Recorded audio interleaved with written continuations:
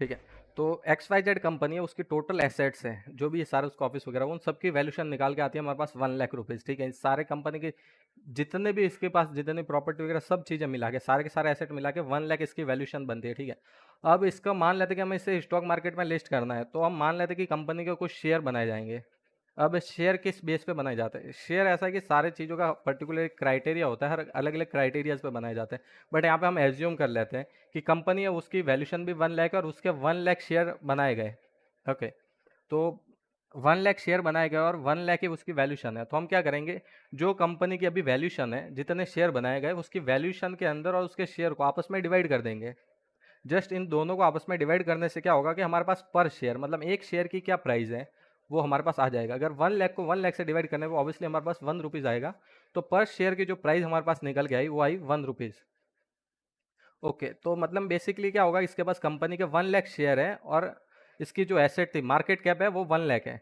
अभी market cap इसकी 1 लाख हो गई हो, और 1 लाख होने के बाद क्या होगा कि इस कंपनी का 1 लाख शेयर बनाए गए थे, दोनों को डिवाइड करने के बाद हमारे पास 1 रुपीज़ इसकी पर शेयर इसकी जो वैल्यू वो निकल के आई। कि मतलब एक शेयर जो हम मार्केट में आज खरीदने जाते हैं, तो उसकी एक शेयर की हमारे पास जो वैल्यू है वो होगी 1 रुपीज़।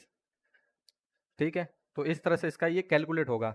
देन इसके बाद इसकी मार्केट कैप और इसके बीच में क्या कनेक्शन है, अगर इसके शेयर की प्राइस बढ़ेगी तो इसका मार्केट कैप है वो भी बढ़ेगा। अब वो कैसे बढ़ेगा, जैसे 1 रुपीज़ का शेयर हो गया 2 रुपीज़, तो इसके पास जो इसकी मार्केट वैल्यू थी कंपनी की, वो 1 लाख थी, तो 1 लाख की वो 2 लाख हो जाएगी, वो भी डबल हो जाएगी।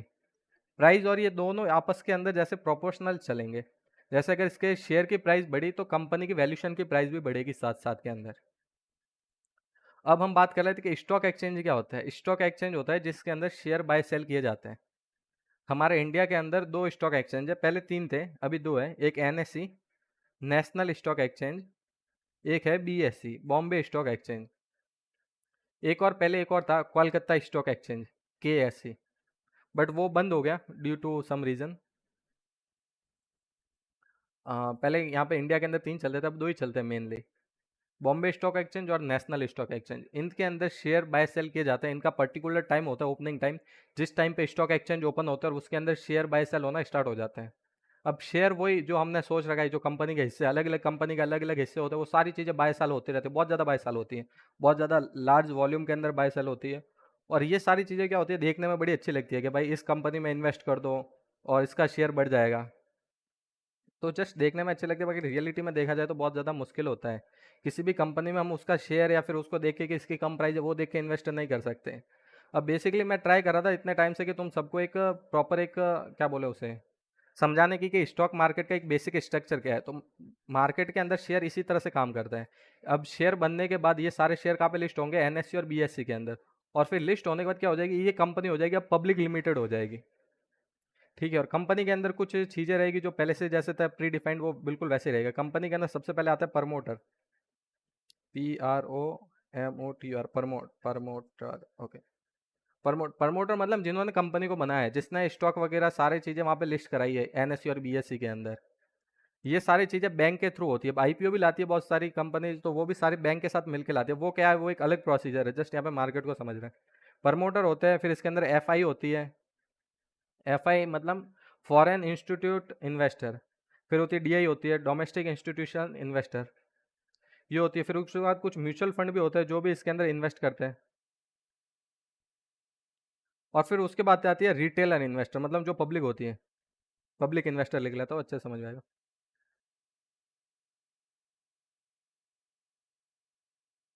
ठीक है, जो होता है पब्लिक इन्वेस्टर होता है। ये चार यहाँ पे इस तरह के इन्वेस्टर देखे जाते हैं स्टॉक मार्केट के अंदर। देन सेबी का रूल है, अगर कोई भी कंपनी का मालिक है जो प्रमोटर है, वो कंपनी की 75% से ज़्यादा जो शेयर की होल्डिंग है, अगर कोई कंपनी पब्लिक लिमिटेड है, तो अपने पास नहीं रख सकते। उन्हें 75 से कम रखनी पड़ेगी या फिर 75 रखनी पड़ेगी। सिर्फ प्रेसिडेंट है इंडिया के अंदर जिसको छूट दी गई है कि वो अपनी जितनी भी कंपनियां हैं, मतलब एक मान लिया इंडिया की जितनी भी गवर्नमेंट कंपनियां हैं, उन सब कंपनियों के ओनर कौन है, प्रेसिडेंट।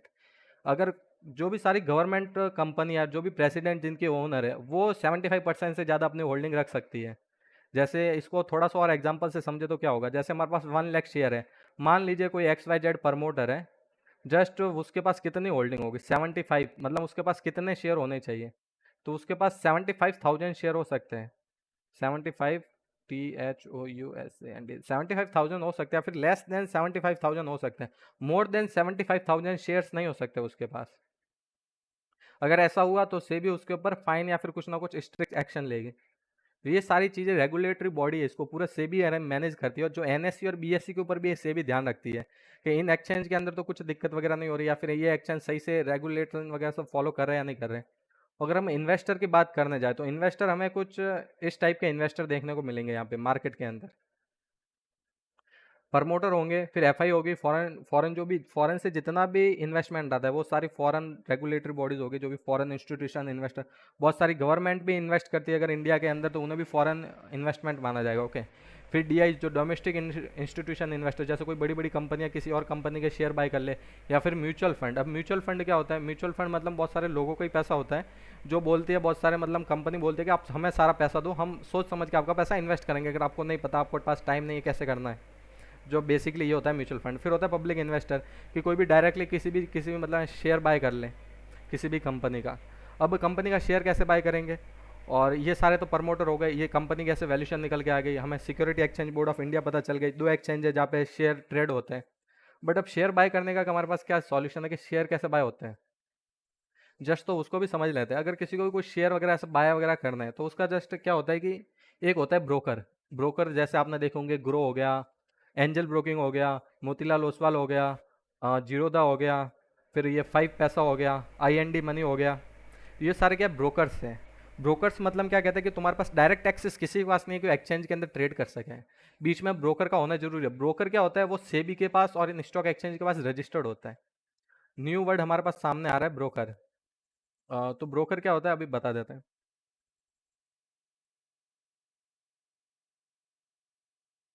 ओके, तो ये होता है ब्रोकर। ब्रोकर क्या पे रजिस्टर्ड होता है? ब्रोकर यहाँ पे तीनों रेगुलेटरी बॉडीज के अंदर रजिस्टर्ड होता है, सेबी, एनएससी, बीएससी, यहाँ पे सब जगह। ओके, और ये सारी चीज़ें भी ब्रोकर के ऊपर ध्यान रखती है, अगर ब्रोकर सही से काम कर रहा है या नहीं कर रहा। फॉर एग्जांपल मैं ब्रोकर का एग्जांपल दूं कि ब्रोकर क्या क्या है, कौन कौन ब्रोकर्स हैं, अगर उनको देखकर समझना हो हमें, तो जस्ट हम कुछ इस प्रकार से समझ सकते हैं। जैसे एग्जांपल लूँ तो ग्रो हो गया, GROW, ग्रो। देन उसके बाद IND मनी। चलो 2 ही एग्जांपल लेते हैं, वैसे तो आप जानते होंगे। तो बेसिकली ये हो गए ब्रोकर। ये क्या करते हैं? हम इनके अकाउंट में पैसा डालते हैं, इनके कंपनी के अकाउंट में। जैसे इनका खुद का बैंक अकाउंट होगा ना, ग्रो हो गया, IND मनी हो गया, तो इनको खुद के बैंक अकाउंट्स रहते हैं। इनके बैंक अकाउंट में हम पैसा डालते हैं, जैसे हम ऐप के अंदर डालते हैं ना कि मनी ऐड कीजिए आप वॉलेट के अंदर। तो जस्ट हम क्या करते हैं, इनके कंपनी के बैंक अकाउंट में वो पैसा ऐड करते हैं, और फिर वो वॉलेट के अंदर इनको हम कहते हैं कि वॉलेट के अंदर पैसा ऐड हो गया। फिर हम बोलते हैं कि हमें ये शेयर बाय करना है, तो वो सारे ब्रोकर हमारे ट्रांजेक्शन एग्जीक्यूट करता है NSE और BSE के अंदर। ठीक है, वो NSE BSE के अंदर वो सारे मतलब ट्रांजेक्शन एग्जीक्यूट करता है, फिर हमें शेयर मिलते हैं। फिर हमारे शेयर होते हैं वो हमारे अकाउंट के अंदर क्रेडिट होता है। वो कहाँ पे क्रेडिट होते हैं उसके लिए हमें कुछ समझना पड़ेगा। तो उसके लिए हमारे इंडिया के अंदर दो मतलब ऐसी दो कंपनीज है, या फिर दो बोलो दो संस्था है जो इस चीज़ के लिए काम करती है। शेयर कैसे बनेंगे, शेयर कहाँ पे स्टोर होंगे, और शेयर को कौन हैंडल करेगा, तो उसके लिए दो है जिसे कहते हैं CDSL, और एक और है NSDL। ये दो होती है जिनके खुद के डीमेट अकाउंट होते हैं। डीमेट क्या होता है? डीमेट एक टाइप का अकाउंट है जिसके अंदर हमारे शेयर स्टोर्ड रहते हैं। तो ये जो दो कंपनी है, CDSL सेंट्रल डिपोजिटरी, ये डीमेट, ये फिर ऐसे कुछ इसका होता है, शायद मैं भूल गया फुल फॉर्म इसके क्या थी। चलो ठीक है, भूल जाता है कभी कभार। तो ये दो संस्था है, तो ये दो संस्था है, इसके अंदर ये डीमेट प्रोवाइड करते हैं। मैं डीमेट अकाउंट सब जने ध्यान से समझना, में भी थोड़ा फास्ट हो सकता है, बट ऐसा सब थियोरिटिकल एक्सप्लेनेशन है तो सबको आराम से समझ में आ जाएगा। ये हमें डीमेट सर्विस प्रोवाइड करती है जिसके अंदर हमारे शेयर स्टोर्ड रहते हैं। इसकी रिकॉर्डिंग में मिल जाएगी, किसी को बाद में देखना है देख सकते हैं। डीमेट अकाउंट रहता है जिसके अंदर हमारे शेयर स्टोर रहते हैं। अब मान लीजिए कि हमको एक ट्रांजैक्शन है, मैं XYZ कुछ भी मान लेता हूँ, जैसे कोई भी एक XYZ शेयर है जिसकी प्राइस चल रही है, XYZ शेयर है, XYZ शेयर, इसकी प्राइस चल रही है 100 रुपीज़। अब मैं क्या बोलता हूँ, ब्रोकर को बोलता हूँ, मतलब ऐप के ऊपर जाके। ब्रोकर को बोलने का मतलब क्या है कि मैं ऐप के ऊपर जाके क्या बोलता हूँ, ऐप के ऊपर जाके इसको बाय करता हूँ। ऐप के ऊपर जाके मैंने बाय किया कि मुझे 10 शेयर चाहिए, तो 10 शेयर की क्या वैल्यूशन होगी, 10 × 100, क्योंकि 100 इसकी प्राइस है, तो हमारे पास टोटल कितना अमाउंट होना चाहिए, 1000। अगर हमारे वॉलेट के अंदर 1000 बैलेंस है, फिर हम इसको बोलेंगे कि हमें 1000 रुपीज़ के शेयर चाहिए। जस्ट किसको बोला, ब्रोकर को। ये 2 ब्रोकर्स हैं हमारे पास। इनको बोला हमें 1000 के शेयर चाहिए, तो ये क्या बोला, अगर तुम्हारा पहले तो बैलेंस चेक करेगी कि तुम्हारे पैसे ऐड किया नहीं किया, अगर ओके पैसे ऐड किए सब कुछ सही है, तो जस्ट क्या करेगी, ये शेयर बाय कर देगी और हमारे शेयर कहाँ पे चले जाएंगे, डीमेट अकाउंट में चले जाएंगे और वो डीमेट में स्टोर रहेंगे जब तक उन्हें हम सेल वगैरह नहीं करते। अब हमारे दिमाग में एक डाउट आएगा, मान लीजिए कोई ब्रोकर होता है वो अपनी कंपनी बंद करके चला गया, वो हमारे शेयर का क्या होगा। तो बहुत सारे ऐसे डाउट आता है ना, जैसे बैंक के कैसे बंद हो जाती है भाई, कोई बैंक आ गई और बैंक सारी बंद हो गई, फिर उसके बाद पैसे तो हमारे सारे चले गए, तो हम शेयर वगैरह इतने सारे मेहनत करके इतने सारे एसेट इकट्ठा करें, देन क्या होगी, वो ब्रोकर है वो बंद होकर चला जाए, फिर हमारे शेयर का क्या होगा, हमारे सारे शेयर डूब जाएंगे क्या। तो इसके अंदर ऐसा नहीं होता, ये बैंकिंग सिस्टम से बिल्कुल भी अलग है। अगर आपको शेयर सेल करना है तो ब्रोकर के हाथ में नहीं होता है शेयर सेल करना, वो सिर्फ बाय कर सकता है। बाय करने के लिए कोई वेरिफिकेशन नहीं लगता, अगर तुम्हें सेल करना है तो उसके लिए एक वेरिफिकेशन लगता है जिसे एनएसडीएल और सीडीएसएल प्रोवाइड करते हैं, जो ओटीपी होता है, मतलब एक टी पिन होती है, transaction pin. Okay, transaction pin हर बार नई जनरेट होती है और फिर उसके ऊपर एक ओटीपी आते हैं, वो ओटीपी एंटर करने के बाद ही फिर हमें डीमेट का एक्सेस मिलेगा ब्रोकर को, फिर उसके बाद ब्रोकर उसे सेल कर सकता है। ओटीपी और फिर टी पिन से ये पूरी की पूरी तरीके से एकदम ऑथराइज करने के बाद फिर इसका ऑथराइजेशन मिलेगा इसको डीमेट अकाउंट का, ब्रोकर को देन फिर डीमेट अकाउंट को मिलेगा। पहले तो इसके पास ओटीपी टी पिन आएंगे, टी पिन वगैरह ये सब यहाँ से वेरीफाई हो गया, फिर डीमेट को इनको एक्सेस मिलेगा।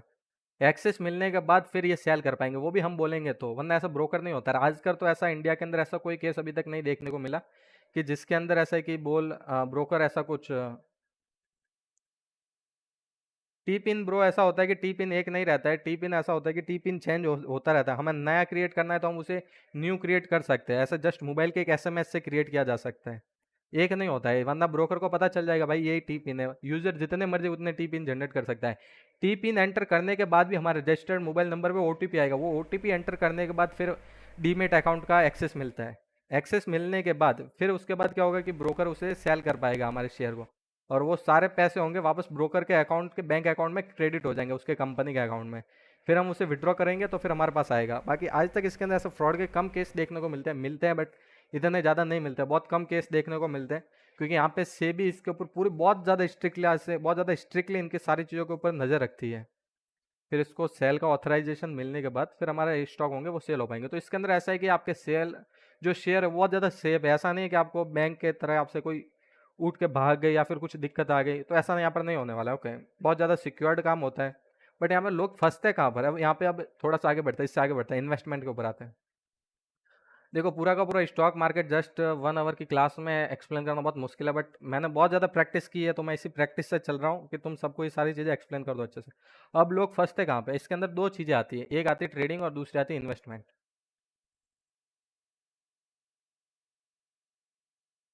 ट्रेडिंग देन इन्वेस्टमेंट, दो चीज़ें हमें यहाँ पे देखने को मिलेगी, ट्रेडिंग एंड इन्वेस्टमेंट। अब ट्रेडिंग क्या होती है, इन्वेस्टमेंट क्या होता है, चलो फिर इनको ऊपर थोड़ा डिटेल में डिस्कस करते हैं।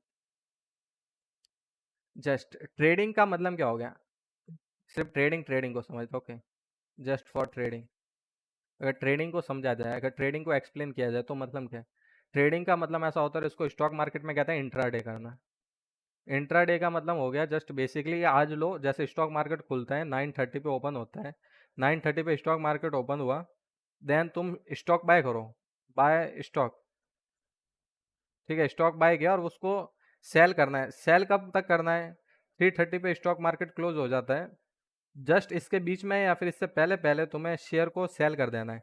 अगर आज ही लिया आज ही सेल कर दिया तो उसे कहेंगे इंट्राडे, और उसके अंदर बहुत कम फी कटती है, ठीक है।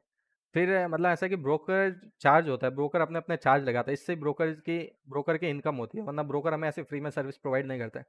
तो जस्ट इसे इंट्राडे कहेंगे, मतलब ट्रेडिंग, आज लिया आज बेच दिया, जस्ट ट्रेडिंग। अब इन्वेस्टमेंट मंथ के आज हम देख के उसके कंपनी के फंडामेंटल्स वगैरह देख के ले रहे हैं, देन उसके बाद कि हमें लगा कि इन फ्यूचर वो कंपनी ग्रो करेगी, तो वो देख के हमने लिया और हम उसे इन फ्यूचर बेचेंगे, तो दिस इज कॉल्ड इन्वेस्टमेंट। अब इन्वेस्टमेंट के अंदर लोग भी पता है कहाँ पे फंसते हैं, कहाँ पे गलती करते हैं, जैसे देखते हैं कि शेयर की प्राइस बहुत कम है, जैसे मान लीजिए, ऐसे मैंने बहुत केस देखे हुए हैं, लोग लाखों रुपए इन्वेस्ट कर लेते हैं, फिर वो लाखों के लाखों रुपए डूब जाते हैं, फिर बोलते हैं कि भाई शेयर मार्केट से दूर हो, शेयर मार्केट बहुत खराब चीज़ है। तो ऐसा नहीं है भाई, इसको सोच समझ के किया जाए तो खराब नहीं है, बट ऐसा है कि तुम्हें पूरा नॉलेज होना जरूरी है। तो जस्ट इन्वेस्टमेंट के ऊपर आते हैं, तो इन्वेस्टमेंट बेसिकली मान लो कोई कंपनी है जिसका शेयर प्राइस हर चीज़ में ये फॉलो नहीं होता है, जैसे बेसिकली फॉर एग्जांपल बता रहा हूँ, एक्स वाई जेड नाम की कंपनी है जिसने रिसेंटली अभी लिस्टिंग हुई है, जस्ट हमने पहले अभी इसकी लिस्टिंग की है, मतलब ऐसे थियोरेटिकली लिस्टिंग की है, कोई एक्चुअली लिस्टिंग नहीं हुई। एक्स वाई जेड कंपनी है, इसकी शेयर प्राइस है वो है 1 रुपीज़, 1 रुपीज़ शेयर प्राइस। और इस कंपनी के मान लेते परफॉर्मेंस वगैरह बहुत बैड है, बहुत पुअर परफॉर्मेंस है कि मार्केट के अंदर इसका हम कंपनी का इन्वेस्ट करें ना तो इसकी शेयर प्राइस देख के इन्वेस्ट नहीं करना चाहिए, इसका बिजनेस मॉडल देख के इन्वेस्ट करना चाहिए। जो कंपनी की परफॉर्मेंस है, इसका बिजनेस मॉडल है, बहुत बकवास है। जस्ट इसका एक बार बिजनेस मॉडल समझ लेते कि इसका बिजनेस मॉडल क्या है। जस्ट ये कंपनी क्या करती है, बेसिकली एक एक्स वाई जेड कंपनी है, इसका भी बिजनेस मॉडल क्या है, ये चीज़ें क्या करती है, ये मतलब सैंड होती है, सैंड मतलब जो होती है ना धूल, उससे क्या करती है, ग्लास बनाने का काम करती है, सैंड से ग्लास मैन्युफैक्चर करती है। बट यहाँ पे दिक्कत क्या है कि कंपनी के ऊपर डेब्ट बहुत बढ़ चुका है, जितने भी सैंड है वो भी सारी मतलब कंपनी के खुद के रिसोर्सेज की नहीं है, सैंड भी वो पैसे देके परचेस करती है, ग्लास के अंदर का जो मैन्युफैक्चरिंग है वो सारी चीज़ें जितने भी टोटल मिला के इसके नेगेटिव पॉइंट की बात करें तो वो भी सारी चीज़ें क्या होती है कि मतलब खुद की नहीं है, थर्ड पार्टी से प्रोड्यूस करवाती है और वो सारी चीज़ें जाके मार्केट के अंदर बेचती है, तो बहुत बार बिकती है, बहुत बार नुकसान में बेचनी पड़ती है, क्योंकि खुद का नहीं है, सब कुछ थर्ड पार्टी से मैन्युफैक्चर कराती है, तो इसको कॉस्टिंग बहुत ज़्यादा हाई पड़ती है। तो इसका बिजनेस मॉडल इस चीज़ के कारण सारी चीज़ें थर्ड पार्टी से मैन्युफैक्चर कराती है, तो इसका बिजनेस मॉडल बहुत ज़्यादा बकवास है। मतलब इसका है कि कंपनी लॉन्ग टर्म में अच्छा परफॉर्म नहीं करेगी। इसके अंदर मान लेते बहुत किसी ने देखा कि 1 लाख 1 रुपये का मतलब शेयर है, इसके अंदर मैं 10,000 डाल देता हूँ, जस्ट फॉर एग्जाम्पल 10,000 इन्वेस्टमेंट कर दिया। अभी 10,000 इन्वेस्टमेंट कर दिया, चलो अच्छी बात है, 10,000 आपने इन्वेस्ट कर दिया। बट अब मान लेते कि कंपनी का बिजनेस मॉडल अच्छा नहीं है, कंपनी ने 1 साल के अंदर ही लिस्ट होकर अपना रंग दिखा दिया, रंग दिखा दिया मतलब इसका पता चल गया कि भाई बिजनेस मॉडल अच्छा नहीं है, अच्छा परफॉर्म करेगी नहीं, और कंपनी का शेयर है वो गिर गया। कंपनी की शेयर प्राइस अभी क्या चल रही थी, 1 रुपीज़ चल रही थी, 1 रुपीज़ से चल के गिर के वो आ गई 10 पैसा, मतलब शेयर है वो 10x गिर गया। इसकी कंपनी की प्राइस होगी वो होगी 10 पैसा। अब किसी ने मान लो 10,000 रुपये इन्वेस्ट किया तो उसके 10,000 का तो हो गया 1,000।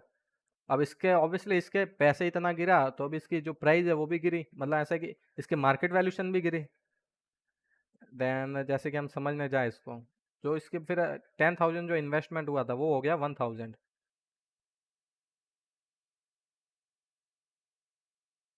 ओके 1,000 हो गया, फिर अब बोलेंगे लोग कि भाई स्टॉक मार्केट बकवास है, इसके अंदर नहीं जाना चाहिए एंड ब्ला ब्ला, बहुत सारे रीजन देंगे। भाई तुम्हारे रीजन सही है, बहुत बार भाई ग्लोबल इकोनॉमी के ऊपर भी डिपेंड करता है कि मार्केट कैसा परफॉर्म करेगा, किस तरह से परफॉर्म नहीं करेगा। तो जस्ट समझा जाए तो बेसिकली ये होती है ट्रेडिंग, जो आज ही लो आज बेच दो। इन्वेस्टमेंट की भाई आज ले लो, लॉन्ग टर्म में लेके चलो, वो हो गया इन्वेस्टमेंट। मार्केट कैप मतलब कंपनी के जितने भी टोटल वैल्यू एसेट है वगैरह, या फिर जितने भी कंपनी के शेयर है, total share number of share, उसको मल्टीप्लाई कर दो कि अभी उसकी क्या प्राइस चल रही है, तो तुम्हारे पास क्या आ जाएगी, मार्केट कैप आ जाएगी। अब मार्केट कैप का फॉर्मूला लिख लेते हैं, कंपनी के पास जितने भी टोटल शेयर है, total share multiplied by current price, तो हमारे पास क्या आ जाएगी, मार्केट कैप आ जाएगी। ओके जस्ट मार्केट कैप जानना है तो ये मार्केट कैप आ जाएगी इससे, मार्केट वैल्यू, जो कंपनी अगर कंपनी को बेचने जाए तो इस प्राइस में बिकेगी। बट ऑब्वियसली इतनी बड़ी कंपनी को एक साथ ऐसा बेचना पॉसिबल नहीं है, तो जस्ट ये मार्केट कैप का फॉर्मूला है। हमने ट्रेडिंग समझ लिया, स्टॉक मार्केट का वर्किंग मॉडल क्या है वो समझ लिया, इन्वेस्टमेंट समझ लिया। अब हम थोड़ा सा एडवांस टॉपिक पे बढ़ते हैं। अब हम बात आ जाती है कि ये सब तो हम स्टॉक मार्केट को बेसिकली समझ गए, इतना बहुत ज़्यादा डीप में नहीं घुसना है, जस्ट स्टॉक मार्केट को जैसे जैसे आप थोड़ा थोड़ा समझ के ब्रोकर के थ्रू करते हैं या फिर खुद कुछ चीज़ें देखते हैं तो धीरे धीरे समझ में आती है सारी चीज़ें। ओके देन ये सारी चीज़ें समझ ली, उसके बाद हम आते हैं कि अभी हमें क्या करना है, हम पैसे कैसे क्रिएट कर सकते हैं। तो जस्ट हम ये सारी चीज़ें हमारे खुद के लिए कर रहे हैं, तो बेसिकली अभी मूव करते हैं कि हम पैसे कैसे क्रिएट करेंगे। तो हमारे पास भी ऑब्वियसली पैसे क्रिएट करने का दो ही ऑप्शन है, ट्रेडिंग एंड इन्वेस्टमेंट। ट्रेडिंग की बात करें तो ट्रेडिंग किसको करनी चाहिए और किसको नहीं करनी चाहिए, तो जस्ट ट्रेडिंग के ऊपर बात करते हैं कि ट्रेडिंग किसके लिए सही है, किसको करनी है और किसको नहीं करनी है। ट्रेडिंग ओके, तो देन ट्रेडिंग की बात आती है तो ट्रेडिंग मैं तो बिल्कुल नहीं करता हूँ और मैं प्रीफर भी नहीं करता हूँ कि हर किसी को करनी चाहिए। ट्रेडिंग एक जुए की तरह है, लोग भले बहुत बड़े बड़े एग्जाम्पल देते होंगे, भाई ट्रेडिंग वो है, ट्रेडिंग ऐसा है, तुम ये कैंडल स्टिक चार्ट लगाओ। दुनिया का सबसे सफल ट्रेडर था, उसकी एक्यूरेसी थी 33%, जो दुनिया का सबसे सफल ट्रेडर था। अब लोग बहुत सारी बातें और सुनाएंगे और बहुत सारी बातें तुम्हें पेलेंगे, भाई ये ट्रेडिंग वो है, ट्रेडिंग से इसने ऐसा पैसा कमाया, 5 साल तक उसने बेचारे बंदे ने लॉस खाया, इतना लॉस खाया, इतना लॉस खाया कि उसकी कोई लिमिट नहीं है। मतलब कि 5 साल तक, पहले साल था उसके अंदर उसके माइनस मतलब 10 लाख का लॉस हो गया, दूसरे साल 20 लाख का और लॉस हो गया, तीसरे साल 30 लाख का लॉस हो गया, चौथे साल उसका 1 करोड़ का लॉस हो गया, पांचवें साल उसके 6 करोड़ का लॉस हो गया। फिर छठे साल से उसकी क्या किस्मत चमकी है, जो ट्रेडिंग के अंदर चमकी है ना, कि उसने 6 करोड़ वसूल कर दिया, फिर अभी उसके पास 10-20 करोड़ की इतनी प्रॉपर्टी है, वो प्रॉपर्टी है। तो जस्ट भाई रियलिटी इसके अंदर ऐसा है कि जितनी प्रॉपर्टी आई है उतनी प्रॉपर्टी वापस जा भी सकती है। ट्रेडिंग में तुम्हें पर्टिकुलर एक अच्छे तरीके से समझाओ कि दुनिया के अंदर भी तुम ट्रेडर को देखने जाओगे तो किसी भी ट्रेडर का बड़ी बड़ी लिस्ट में नाम आता ही नहीं है। किसी भी ट्रेडर को ले लो, किसी भी ट्रेडर दुनिया के किसी भी बड़ी बड़ी रिचेस्ट नाम में किसी का नाम नहीं है। तुम कोई भी ट्रेडर ले लो, मैं बात नहीं करूंगा ऐसा कि मुझे खुद को नहीं पता किसी का नाम है या नहीं, मैं खुद भी ट्रेडर को नहीं जानता हूँ और बेसिकली ट्रेडर को मैं जानना भी नहीं चाहता हूँ।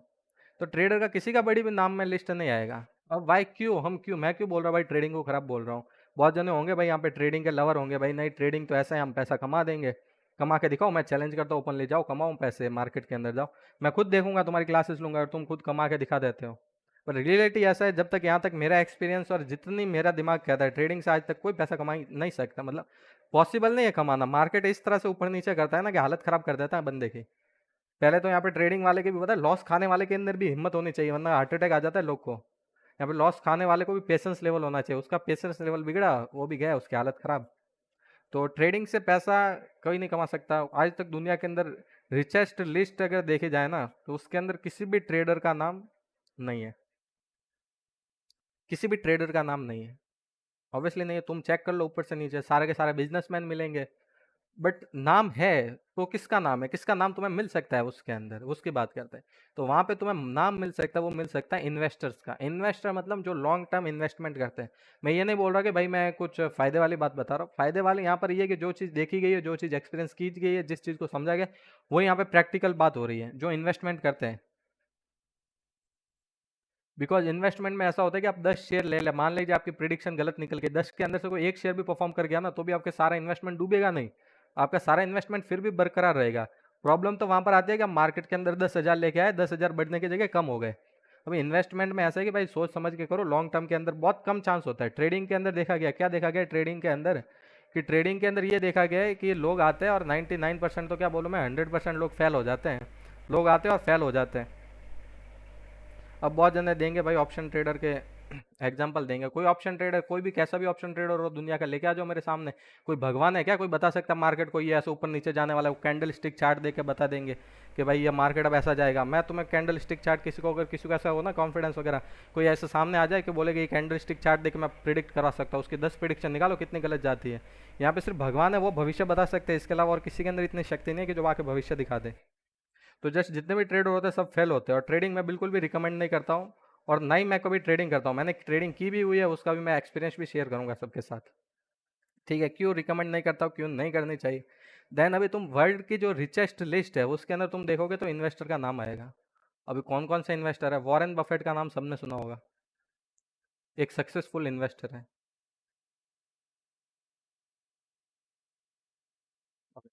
देन दूसरा नाम हमें देखने को मिलता है, अगर वो इंडिया से ही है तो राकेश झुनझुनवाला, बट उनकी भी डेथ हो गई है, बट फिलहाल उनका नाम देखने को मिलता है। और भी तुम्हें और भी बड़े बड़े इन्वेस्टर्स का नाम देखने को मिलेगा जिनका नाम टॉप प्रायोरिटी लिस्ट पे आता है, बिकॉज क्योंकि वो अपने इन्वेस्टमेंट के दम पे आगे बढ़े हैं। वो भी चाहते थे, अगर वो इतने ज़्यादा दिमाग वाले होते हैं, उनको पता है कि ट्रेडिंग से पैसे बन सकते हैं, तो वो खुद जाके ट्रेडिंग से ट्रेडिंग ना करते, वो जाके इन्वेस्टमेंट करते। क्या इन्वेस्टमेंट किया, कैसे इन्वेस्टमेंट किया और उनको कैसे प्रॉफिट हुआ, तो जस्ट उसका एक एग्जाम्पल लेंगे। ओ यार शिट, कहाँ तक पहुंचे थे, कहाँ तक लास्ट, कहाँ तक डिस्कशन हुआ था। हेलो, कोई बताएगा, शायद मेरा नेटवर्क इशू आ गया था। लास्ट कौन सा पॉइंट था, कोई लास्ट पॉइंट बताएगा। ओके, जस्ट इन्वेस्टमेंट की बात करें तो ट्रेडिंग के अंदर किसी को भी वर्ल्ड के रिचेस्ट लिस्ट के अंदर किसी का भी नाम नहीं देखने को मिलेगा। अगर इन्वेस्टमेंट की बात करें तो बहुत बड़े बड़े इन्वेस्टर जिनका नाम देखने को मिलेगा, वॉरेन बफेट, राकेश झुनझुनवाला। अब ये सब इतने तो बेवकूफ़ है नहीं कि ये सब ट्रेडिंग करके ट्रेडिंग कर ले और फिर ट्रेडिंग से पैसे छाप ले, बट इन्होंने क्या चूज़ किया, इन्वेस्टमेंट। इन्वेस्टमेंट करके फिर इन्होंने एक, सॉरी मैं अपना स्क्रीन शेयर कर देता हूँ। इन्होंने क्या किया, स्क्रीन मतलब सॉरी इन्होंने क्या किया, इन्वेस्टमेंट किया, इन्वेस्टमेंट करने के बाद फिर इन्होंने पैसे बनाए। तो ऑब्वियसली ऐसा है कि ये भी बहुत इंटेलिजेंट है, आजकल के जो ट्रेडर्स हैं इनसे भी बहुत ज़्यादा इंटेलिजेंट है, इनसे तो कई लाखों गुना इनके पास नेटवर्थ है। राकेश झुनझुनवाला इनकी नेटवर्थ है 50,000 करोड़, और जो वॉरेन बफेट है इनकी something 8 to 9 lakh crore. 8 to 9 lakh crore बहुत ज्यादा नेटवर्थ होती है। ओके, इतनी ज्यादा नेटवर्थ है, इतनी सारी नेटवर्थ सिर्फ किससे बनी? Only investment, no trading. Okay, no trading. Problem कहाँ पे आती है? जब हम अपने खुद की कैपिटल खो देते हैं, वो सबसे ज्यादा खोने की बात कहाँ पे आती है? ट्रेडिंग में। इन्वेस्टमेंट के अंदर ऐसा है कि सोच समझ कर पर्टिकुलर पर्टिकुलर एक स्ट्रेटजी के साथ काम किया जाए तो उसके अंदर कैपिटल नहीं जाती है और हम बहुत अच्छे से पैसे अर्न कर सकते हैं। और इसके अंदर बात किया जाए कि ट्रेड इन्वेस्टमेंट के अंदर इनका एग्जाम्पल लेके समझते हैं कि इन्होंने कैसे पैसे बनाए। जस्ट वॉरेन बफेट का एग्जाम्पल नहीं लाते अपन इंडिया के अंदर, तो एक इंडियन का ही एग्जाम्पल लेके समझते हैं। राकेश झुनझुनवाला से स्टार्ट करते हैं।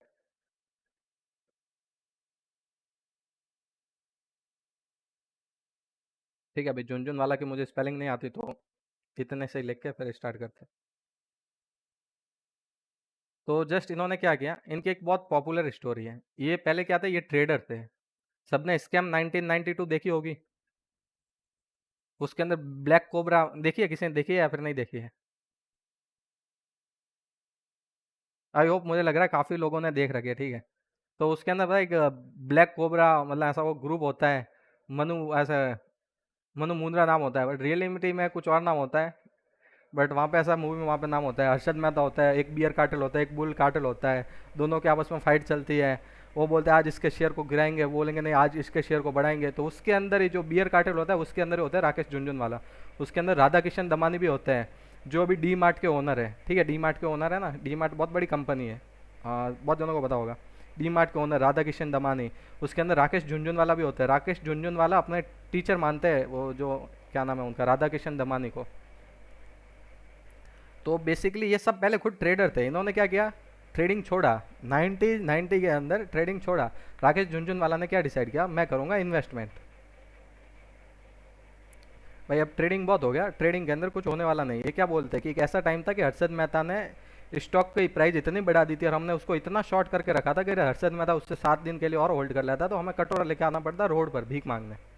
ऐसी हालत कर दी थी हर्षद मेहता ने। तो भाई हर्षद मेहता का भी नाम है इंडस्ट्री में बहुत। तो चलो उसके साथ भाई जो भी होना तो ओके, कैसे भी करके भाई स्टोरी वहाँ के एंड हो गई। बट कहीं ना कहीं ऐसे कहा जाता है बियर कार्टेल की इतनी हालत खराब कर दी थी। जस्ट इन्होंने फिर आके झुनझुनवाला ने क्या डिसाइड किया, मैं करूंगा इन्वेस्टमेंट। देन ये आए इन्वेस्टमेंट, और इनकी जर्नी कहाँ से स्टार्ट होती है। इन्होंने क्या सोचा, इन्वेस्टमेंट में करूंगा, बट इन्होंने इन्वेस्टमेंट को करने से पहले क्या किया, मार्केट रिसर्च। जस्ट इन्वेस्टमेंट ऐसे ही नहीं किया जाता कि भाई मेरे पास पैसे आ गए और मैं इसको लगा देता हूँ। राकेश झुनझुनवाला इससे पहले से भी बहुत टाइम से 90 से पहले भी इन्वेस्टमेंट करते आ रहे हैं, और धीरे धीरे करके इन्होंने कॉर्पस बिल्ड किया था। वो क्या था, इन्वेस्टमेंट से। अब कुछ चीज़ें ऐसी है जो मैं आपको बोलूंगा आप मानेंगे नहीं। भाई बहुत जगह है ना, बहुत सारी चीज़ें होती है, बहुत अलग अलग तरीके से यहाँ पे पैसे बनते हैं। पहले बहुत इनसाइडर ट्रेडिंग भी होती होगी, इनसाइडर ट्रेडिंग होती थी। सबने देखा स्कैम 1992 में, वहाँ पे इनसाइडर ट्रेडिंग होती थी। बहुत अलग अलग तरीके से होता था। जो ट्रेडिंग जो आजकल कैंडल स्टिक चार्ट से करके करते हैं ना, वो भाई पैसा नहीं कमा सकते। मैंने बोला इनसाइडर ट्रेडिंग इलीगल है, बिल्कुल इलीगल है, कोई नहीं कर सकता है, करना बिल्कुल इलीगल है और करना भी नहीं चाहिए। ठीक है, बट जो पहले ऐसा होता था और जिन्होंने पैसे कमाए ना, इनसाइड ट्रेडिंग करके पैसे कमाए, फिर बोलेंगे भाई ये तो पहले ट्रेडर थे, राकेश झुनझुनवाला भी ट्रेडर था, इसने पैसे बनाए, कैसे कॉर्पस बिल्ड किया। जस्ट इनके पास तो इतना कॉर्पस भी नहीं था, फिर इतना कॉर्पस आया कैसे, कि इन्वेस्टमेंट के अंदर भी इतना कॉर्पस कैसे इन्वेस्ट किया। तो बेसिकली भाई इनसाइडर ट्रेडिंग और जैसे तैसे ट्रेडिंग करके जो भी गलत पैतरे थे, या फिर कैसे भी मैं कहूँ, मैं आरोप नहीं लगा रहा हूँ गलत पैतरे से, मुझे नहीं पता भाई, बट कुछ इसी तरीके कुछ ना कुछ रहा होगा, जैसे करके इन्होंने पैसे जनरेट किए। अब हम तो जानते नहीं है, जस्ट हमने जो सुना है वो हम बता रहे हैं। तो जस्ट इन्होंने फिर क्या किया, इन्होंने कॉर्पस बिल्ड किया। कॉर्पस बिल्ड करने का कि मार्केट रिसर्च, भाई अब ट्रेडिंग के रोज जो झंझट मारी कौन करें। एक बार स्टोरी में बता रहे थे कि भाई पता नहीं कुछ शेयर लेके रखा था, और इनकी वाइफ इनको बोल रही थी कि भाई अभी हमारे घर में एसी कब आएगा। तो जस्ट पता नहीं कुछ ऐसा शेयर में कुछ जंप आ गया, इन्हें करोड़ों का प्रॉफिट हो गया, और उस दिन करोड़ों का प्रॉफिट होने के बाद फिर घर में एसी लेके आए। और यहाँ पे क्या होता है कि लाखों रुपए आ जाते हैं, भाई पहले खर्च करो, भाई लाखों रुपए आए, लाखों रुपए हमारे पास रहे कैसे। इनको अभी कभी खर्च करो, कहीं पे ट्रिप प्लान कर दो, अभी कभी भाग जाओ यहाँ से। ऐसा कि क्या होता है कि पैसे आने के बाद जेब में वजन आ जाता है, भाई पता नहीं कैसा बहुत अलग सा फील होता है। पैसे खर्च नहीं होंगे ना तब तक ऐसा लगेगा पता नहीं यार कुछ अजीब सा कीड़ा काट रहा है, मजा नहीं आ रहा, कुछ लाइफ में किक चाहिए। तो इनकी ऐसी किक नहीं थी, करोड़ों रुपए आने के बाद फिर तब जाके घर में एसी आई। ये अपनी स्टोरी में बता रहे थे। ठीक है, क्या किया, मार्केट रिसर्च किया। मार्केट रिसर्च करने के बाद इन्होंने एक शेयर सिलेक्ट किया कि मैं इस शेयर के अंदर करूंगा पैसे इन्वेस्ट। मार्केट रिसर्च करने के बाद इन्होंने किया कि मैं एक शेयर में पैसे इन्वेस्ट करूंगा, और वो शेयर का नाम था टाइटन।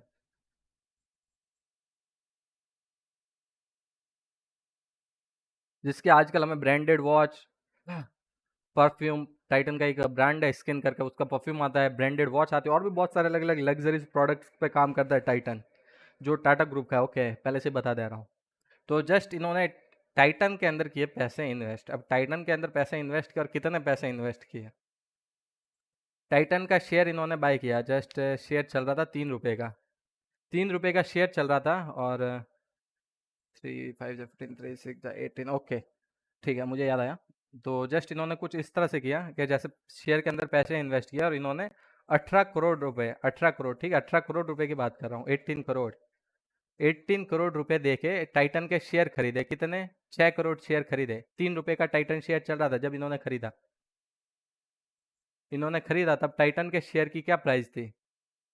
अब इसके आगे की कैलकुलेशन आप बताएंगे, जब मैं आपको बोलूंगा ना बताने के लिए, तब आप बताना मुझे, कोई भी एक बता देना। टाइटन के शेयर की प्राइस चल रही थी 3 रुपए। जस्ट 18 करोड़, 18 करोड़ भाई बहुत बड़ा कॉर्पस होता है। अब बोलेंगे इतना बड़ा कॉर्पस कैसे आया, तो उसके पहले का मैं रीजन बता चुका हूँ। भाई ट्रेडिंग करके किसी के पास इतना बड़ा कॉर्पस नहीं बनता, किसी के पास बन जाए ना तो भाई उसको सामने लेके आ जाओ। और कोई बोले कि मैं सफल ट्रेडर को, मेरी ट्रेडिंग फेल नहीं हो सकती, भाई मैं तुम्हें 10 ट्रेड देता हूँ, 10 के अंदर 10 के जितना बोलो वैसे वैसे उसे सही करके दिखा दो। जस्ट इन्वेस्टमेंट, ये बहुत ज़्यादा दिमाग लगाते हैं बंदे। किसी के पास इतना पैसा है तो भाई ऐसे ही पैसा इन्वेस्ट नहीं करता है। किसी के पास 50,000 करोड़ बनाए तो उसने बहुत दिमाग लगाया होगा, तब जाके उसके पास बनाए। ओके, जस्ट इन्वेस्टमेंट किया। इन्वेस्टमेंट क्या किया? 18 करोड़ का इन्वेस्टमेंट किया।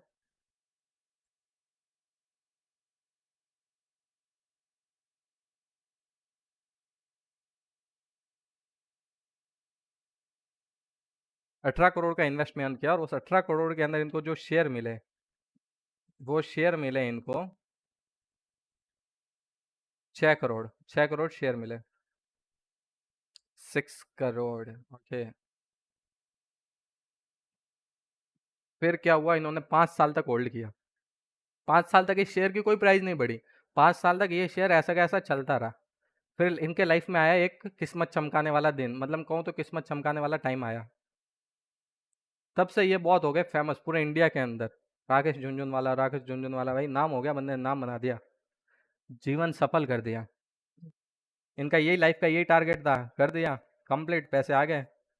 बट अब वो स्टॉक की जो प्राइस चल रही थी 3 रुपए, वो बढ़ के हो गई कितने? कितनी होनी चाहिए? कोई एक गैस करेगा कि कितनी होगी? अभी तो भाई बहुत चल रही होगी, कोई बता देगा? आज की प्राइस नहीं, जब उस टाइम की बता रहा हूँ मैं, उस टाइम की बात कर रहा हूँ। 500 नहीं हुई थी, बट समथिंग 411। अब तुम कैलकुलेट करो, 6 करोड़ है, जो 6 करोड़, इसको जस्ट एग्जैक्टली, मुझे भी प्राइस एग्जैक्टली याद नहीं, समथिंग 400 to 500 एग्जैक्टली अप्रोक्स इतनी थी। तो जस्ट इसी को एक प्राइस मान लो। 6 करोड़ शेयर है, इनको मल्टीप्लाई करो 411 से, फिर बताओ कितना अमाउंट, मतलब कितनी वैल्यू आ रही है। वो वैल्यू मुझे बताओ, मैं खुद लिखूंगा यहाँ पे, कोई भी कैलकुलेट करके बता दो एक जना।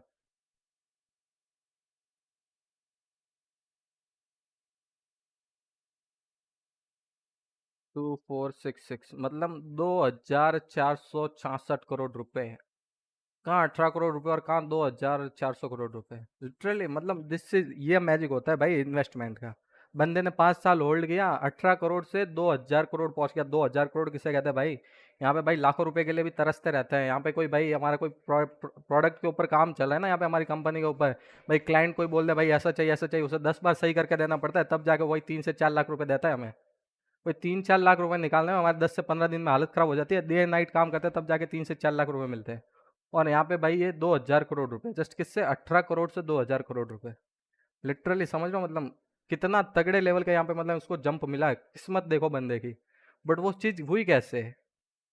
इन्वेस्टमेंट। अब ऐसा नहीं कि तुम सब भी इन्वेस्टमेंट करने लग जाओ, क्या मार्केट रिसर्च देगा, मार्केट का ट्रेंड देखा, मार्केट किस तरफ चल रहा है, अभी हम कैसे वो ट्रेंड देख सकते हैं, हम वो चीज़ कैसे समझ सकते हैं?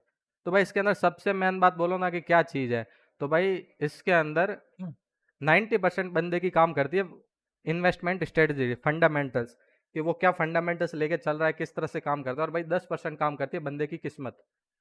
और जो लास्ट 1% बोलो ना, वो काम करता है बंदे का पेशेंस, कितना पेशेंस रख के होल्ड कर सकता है, कितनी मतलब उसकी इन्वेस्टमेंट स्ट्रेटजी, और उसकी भाई किस्मत क्या है। किस्मत के बिना लिटरली उन्होंने, आजकल किस्मत के बिना भी कुछ नहीं मिलता है।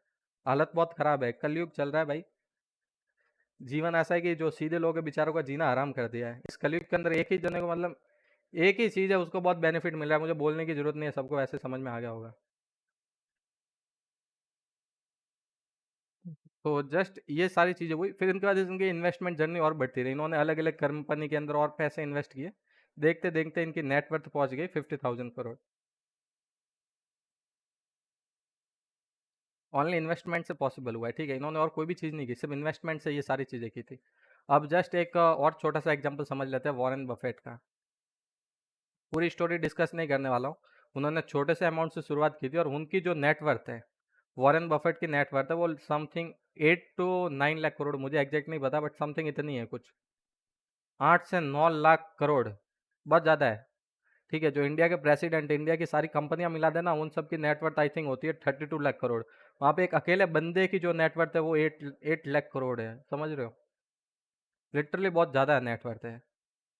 और उसके पास इतना सारा पैसा है ना, वो सारा का सारा लिक्विड में, मतलब क्या, वो सारी चीज़ें मार्केट में सारी चीज़ें बेच के सारा पैसा लिक्विड कर सकता है। अब जैसे एलोन मस्क है, तो एलोन मस्क का तो वो इतनी उसकी नेटवर्थ है 20 लाख या फिर 25 लाख करोड़ है, तो सारे पैसे एक साथ थोड़ी निकाल सकता है, उसके तो सारी शेयर एसेट मिला के इतनी नेट वैल्यू बन रही है। वो बंदे के पास तो इतना तो लिक्विड में पैसा पड़ा है, चाहे तो सारा पैसा विड्रॉल करके पूरे मार्केट से पैसा निकाल सकता है। और बंदे के पास इतनी नेटवर्थ है ना, वो चाहे तो पूरे मार्केट को तोड़ सकता है, इतना सारा एक साथ में डाल देना मार्केट के अंदर शेयर बेचने के लिए, मार्केट पूरा हिल के एकदम हालत खराब हो जाए पूरे मार्केट की। अब जो ऐसा है कि मैं इन्वेस्टमेंट ट्रेडिंग वालों की बहुत बुराई कर दी है, बट ट्रेडिंग वालों की एक एक और चीज़ यहाँ पे बता देता हूँ भाई। ट्रेडर होता है ना, कुछ दिमाग से चालाक ट्रेडर होते हैं। मैं बोलूँगा नहीं कि उनको कोई ट्रेडिंग स्ट्रेटजी है, उनको बोलूँगा तो उन्होंने मार्केट को मैनिपुलेट किया है, जैसे तब जाके वो ट्रेडिंग कर पाए और वो हम पैसे बना पाए। जैसे भाई हर्षद मेहता बोलो, तो हर्षद मेहता ने भाई मार्केट को मैनिपुलेट किया नहीं किया वो नहीं पता, बाकी आरोप कुछ इसी तरह से ही लगाए जाते कि मार्केट को मैनिपुलेट करता था, ट्रेडिंग करता था।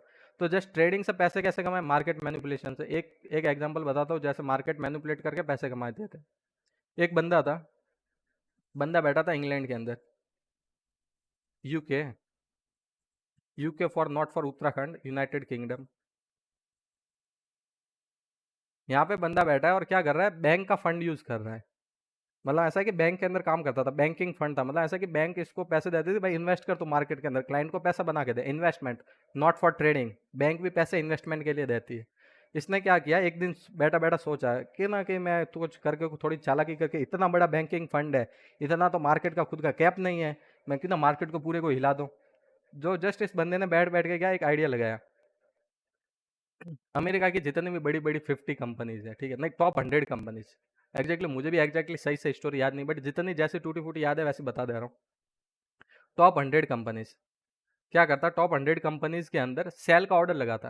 अब सेल कैसे, किसके पास तो शेयर भी नहीं है, सेल कैसे करेगा? तो जस्ट ब्रोकर के पास बहुत सारे सेल होते हैं, शेयर होते हैं, उससे क्या करता है कि उधार ले लेता है इंट्राडे के अंदर। फिर जब मार्केट ऐसा कि एंड होने वाला होता है तब उसको वापस करने पड़ते हैं, तो जस्ट उसे कहते हैं शॉर्ट सेल। तो क्या करता, सेल का ऑर्डर लगाता, जैसे टॉप 100 कंपनी है उनके अंदर लगाया, सेल का ऑर्डर लगाया, कि बहुत बड़ा ऑर्डर लगाया, ऑर्डर भी बहुत बड़ा लगाया। भाई बैंक के अंदर कितना पैसा पड़ा है, इंग्लैंड की बैंक, जिसने भाई भारत से भर भर के पैसा लूट के गया था, आज उनको चुकाने पड़े तो उनकी गांड पड़ जाए, फट के चार हो जाए, ऐसी हालत हो जाए उनकी। तो इतना सारा पैसा बैंकिंग फंड यूज कर रहा है टॉप 100 कंपनी, वहां पे जो है ना, वहां पे जो शेयर की जो लगा रहा है, मतलब सेलिंग ऑर्डर लगा रहा है, बहुत हाई सेलिंग ऑर्डर लग रहा है, मतलब लाखों करोड़ों शेयर एक साथ सेलिंग ऑर्डर में लग रहा है टॉप 100 कंपनी में। तो क्या करता है, जब कोई इसे बाय करने आता, मतलब मान लीजिए एक एग्जांपल देता हूँ, शेयर की प्राइस चल रही है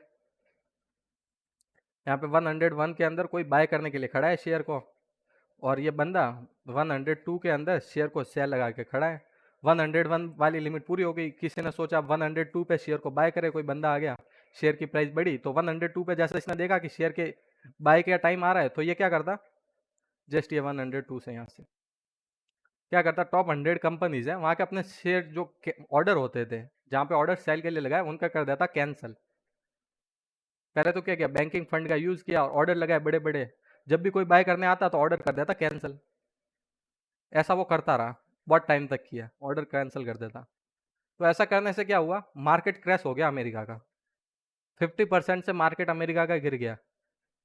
भाई इतना बड़ा तगड़ा, इतने बड़े बड़े हाई सेल ऑर्डर देखेंगे, और बहुत बार ऐसे भी मार्केट मैनिपुलेट हो जाता है। तो बंदे को बहुत फायदा मिला। फिर बाद में पता चला एफबीआई को, तो एफबीआई ने उसको पकड़ा और डाल दिया जेल के अंदर, जेल हो गई बंदे को। तो लिटरली ये तरीका निकला मार्केट को मैनिपुलेट करने का। हर्षद मेहता की स्टोरी तो सब जने जानते ही। अगर किसी को सही में पैसे बनाना है तो जेन्युइनली तीन चीज़ें बता देता, वो चीज़ हमेशा ध्यान रखना, तो वो मार्केट के अंदर पैसा बना पाएगा। अगर किसी को वो 3 चीज़ें नहीं करनी है तो वो अभी वीडियो छोड़ के जा सकता है। मैं ओपनली बोल रहा हूँ, अगर किसी को मेरे साथ रह के पैसे बनाना है, मुझसे सीखना है पैसे कैसे बनाए जा सकते हैं, मेरी अपनी इसके बाद मैं अपनी स्टोरी बताने वाला हूँ जस्ट, ठीक है? कैसे पैसे बनाए जा सकते हैं और कैसे बनाने चाहिए, तो लिटरली तुम्हें अभी बताऊँगा। तो 3 चीज़ें तुम्हें फ़ॉलो करनी है। अभी 3 चीज़ें वो कौन-कौन सी है? फर्स्ट, पेशेंस होना चाहिए बंदे को।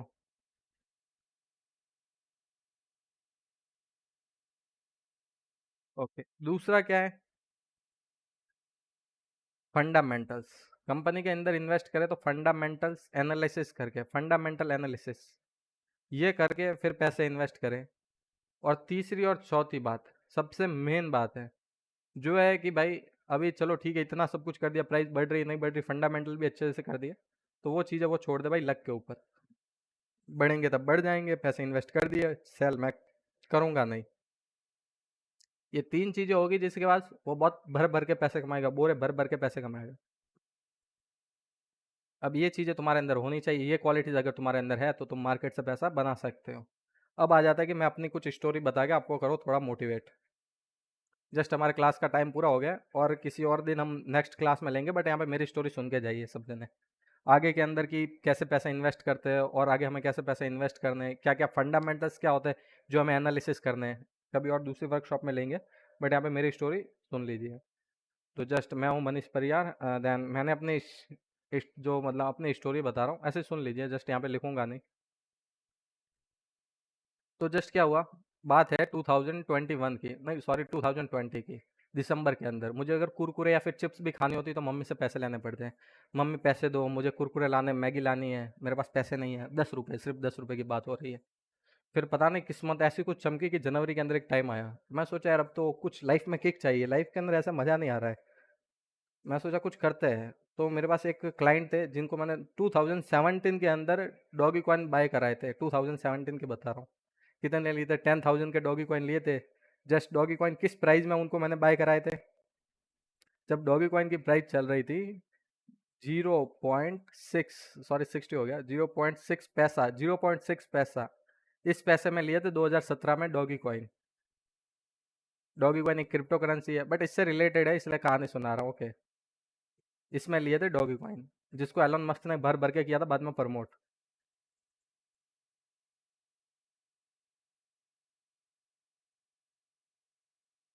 इसमें लिए डॉगी कॉइन। देन फिर इनके डॉगी कॉइन समथिंग कुछ आए थे, 60,000 डॉगी कॉइन आए थे, कुछ चार्ज वार्ज कट के 10,000 के अंदर जितना भी था, 60,000 के डॉगी कॉइन आए थे। तभी पता नहीं मुझे खुरापत सूझी 2021 के अंदर कि मैं अब कुछ करते हैं लाइफ के अंदर। वे कुछ मजा नहीं आ रहा यार, कब तक 10 रुपए का कुरकुरा खाते रहेंगे यार, अभी हमको भी अमीर बनना है। तो हमने क्या किया कि 2021 के अंदर पापा को बोला, पापा लाइए पैसे, लाइए 10,000 दीजिए, मैं अभी करूँगा इसके अंदर क्रिप्टो करेंसी के अंदर, मैं इसके अंदर ट्रेडिंग करूँगा और बनाऊंगा पैसे। पापा ने कर दिया मना कि बेटा अब तुम रहने दो, तुम्हारे बस का है नहीं, तुम करोगे, पहले से हम सब कुछ आजमा चुके हैं, हमसे नहीं हुआ तो तुम क्या उखाड़ लोगे। तो पापा ने कर दिया मना। फिर मैंने सोचा यार हार तो नहीं मानूंगा, फिर मैं गया दूसरे लोगों के पास इन्वेस्टर ढूंढने, मतलब जिसे बोलते हैं ना दूसरों को बकरा बनाने। मैं कहा लाओ 10,000 रुपये लाओ, जितने पैसे लाओगे जितना प्रॉफिट होगा 10% मैं रखूंगा, 90% तुम रखना। अभी कोई ऐसे कोई भरोसा करे नहीं कि यार बच्चे के बातों पे कौन विश्वास करेगा। मैं था 17 साल का, अभी 17 साल के बच्चे को कोई 10,000 ना दे। तो जस्ट फिर क्या हुआ कि मैं गया किसी एक मेडिकल वाले के पास और उसको बात कर रहा था कि भाई ऐसा ऐसा हुआ, उसने भी कर दिया मना कि जस्ट हमारे यहाँ पे भाई एक फार्मेसी के स्टोर है। फिर क्या हुआ, जिसको मैंने पैसे कराए थे इन्वेस्ट, उसके ये 60,000, तब उसके डॉगी कॉइन की प्राइस, उसके डॉगी कॉइन की प्राइस बढ़ के हो गई थी, कितनी हो गई थी, 58 रुपीज़। 6 पैसा से हो गई थी 58 रुपीज़, एलॉन मस्क के कारण। उसने भर भर के डॉगी कॉइन को इतना प्रमोट किया कि इसकी भी हो गई प्राइस 58 रुपीज़। अब इसके आगे की कैलकुलेशन भी कोई एक जना बताएगा मुझे, मैं बताता हूँ। 58 रुपीज़ हो गई थी, 6 पैसे में जो डॉगी कॉइन लिए थे 60,000, उसको 58 रुपीज़ में सेल किया था। कोई 58 इंटू 60,000 करेगा, क्या प्राइस, क्या मतलब वैल्यूशन निकल के आती है?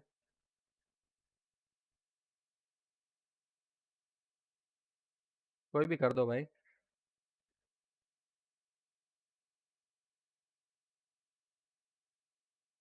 एक अप्रॉक्स मान लेता 35 लाख, ठीक है, उनको लगभग 35 लाख मिला था।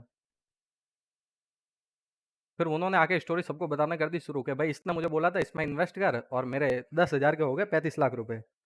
सबको लगा यार 10,000 के 35 लाख रुपए, ये भाई कोई कल्पना जैसा लग रहा है कि यार ऐसा कैसे पॉसिबल है यार, 10,000 के 35 लाख हो गए लिटरली। हाँ ब्रो, भाई कोई मुझे मैसेज कर रहा है कि मैक्स प्राइस 53 गई थी। भाई 53 नहीं गई थी, वो अलग अलग स्टॉक मार्केट होता है, अलग अलग स्टॉक एक्सचेंज पे, मतलब सॉरी क्रिप्टो करेंसी एक्सचेंज पे अलग अलग प्राइस रहती है। जैसे जाके अभी बाइनेंस के ऊपर बिटकॉइन की प्राइस चेक कर लो और अपने इंडियन एक्सचेंज पे प्राइस चेक कर लो, तो सबकी वहाँ पे ही अलग अलग प्राइस निकल के आएगी। ओके, तो वहाँ पे जो एक्सप्रॉक्स प्राइस होती है ना, जहाँ पे तुम अगर कॉइन मार्केट कैप वगैरह पे देखते हो, तो वहाँ पे कम ही मिलेगी। बाकी इंडियन एक्सचेंज के अंदर 58 रुपीज़ पे सेल हुए थे उसका डॉगी कॉइन। ओके, ये मैं बता देता हूँ, पहले से मुझे किसी ने मैसेज किया इसलिए बता रहा हूँ। 58 रुपीज़ में सेल हुए थे और मैंने वो किए थे मैंने खुद ने, और 35 लाख रुपए मैंने खुद ने बैंक में विड्रॉल किए थे उनके। उस टाइम पे क्रिप्टो करेंसी पे कोई टैक्स वगैरह कुछ नहीं था। ओके, कोई टैक्स वगैरह नहीं था, वो टैक्स वगैरह बाद में इंट्रोड्यूस हुआ था। देन ये 35 लाख रुपीज़ थे, 35 लाख रुपीज़ इनको मतलब मिले इतने पैसे। तो जस्ट इन्होंने कर दिया मुझे मेरा प्रमोशन स्टार्ट कि भाई ये बंदा बहुत तगड़ा है, ये तो तुमसे पैसे इन्वेस्ट करा दो, इसका तुम्हें रिटर्न मिलना ही मिलना है। तो लोग हो गए मेरे दीवाने, आए मेरे पास कि भाई हम पैसे करेंगे इन्वेस्टमेंट। मैं कहा अच्छी बात है, इन्वेस्ट करना चाहते हो तो। मैं तो यही चाहता कि कोई ना कोई बकरा मिल जाए, कोई मिले तो भाई किसी ना किसी को पकड़े तो कहीं ना कहीं से जर्नी स्टार्ट हो। कि उस टाइम पे ऐसा था कि बस यार करना है या फिर नहीं करना है, करना है या नहीं करना है, बस ये दो चीज़ थी माइंड में, अब तो करके ही रहेंगे। भाई एक सबसे पहले एक बकरा आया, मुझे 10,000 रुपये दिए, मैं हो गया खुश। मैं कहा वाह यार आज तो मज़ा आ गया, 10,000 रुपये मिले, अब इनको करेंगे मार्केट में इन्वेस्ट। इस 10,000 को मैंने मार्केट में इन्वेस्ट किया। जस्ट अपनी पूरी स्टोरी बता रहा हूँ। बेसिकली जितने पैसे आए थे वो सारे चले भी गए थे, मैंने कुछ भी प्रॉफिट नहीं निकाल पाया था मार्केट से। बट एक बार के लिए स्टोरी सुन ले, मैंने उस स्टोरी के अंदर मज़े भी बहुत किए थे लाइफ के। ये 10,000 को मैंने इन्वेस्ट किया बिट टॉरेंट के अंदर। एक बिट टॉरेंट करके कॉइन था, बीटीटी, अभी भी है, था मतलब सॉरी अभी भी है बिट टॉरेंट। वो चल रहा था 1 पैसे का, 0.01 पैसा। 10,000 के लिए थे। कितने मेरे पास कितने कॉइन आए, इसको इसको डिवाइड कर दो, एक सेकंड मैं खुद ही कर देता हूँ।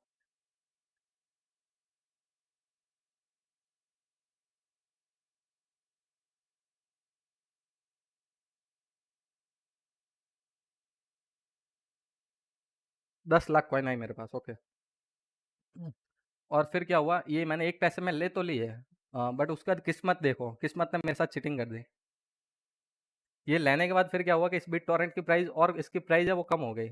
मतलब लिटरली 1 पैसा तो थी, जस्ट मैंने एग्जैक्टली 1 पैसा में नहीं लिए थे, थोड़े बहुत कुछ ऊपर नीचे लिए थे, मुझे एग्जैक्टली याद नहीं है, बट समथिंग 2 to 3 पैसा के समथिंग कुछ लिए थे मैंने। ठीक है, 3 पैसा समथिंग ऐसा कुछ लिए थे, 2 to 3 पैसा। जस्ट फिर किस्मत ने मेरे साथ खेल गया भाई, इसकी प्राइस हो गई कम, हो गई गिर गई यहाँ से, और जो 10,000 के थे वो हो गए 6,000। भाई इन्वेस्टर आया मेरे पास कि ये क्या कर दिया भाई, नुकसान करा दिया, और भाई मैं भी टेंशन में आ गया, मैं कहा ये क्या हो गया, पहले ही सौदे में ही घाटा है यार, भगवान ने यार क्या खेल कर रहा है मेरे साथ।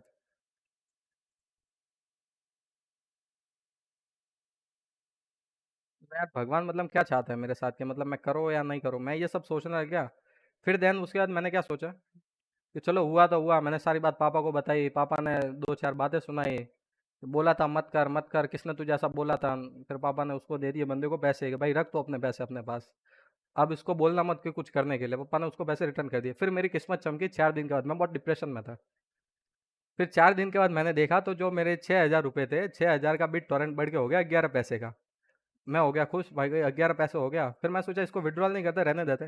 फिर कुछ और दिन के बाद देखा तो बिट टॉरेंट ये का ये कॉइन पहुंच गया 87 पैसा। तो समथिंग इसने मुझे कुछ 6,50,000 रुपीज़ दिए। 6,50,000 कितने, 10,000 से कितने दिन के अंदर, जस्ट 10 से 12 दिन के अंदर 6,50,000 रुपीज़।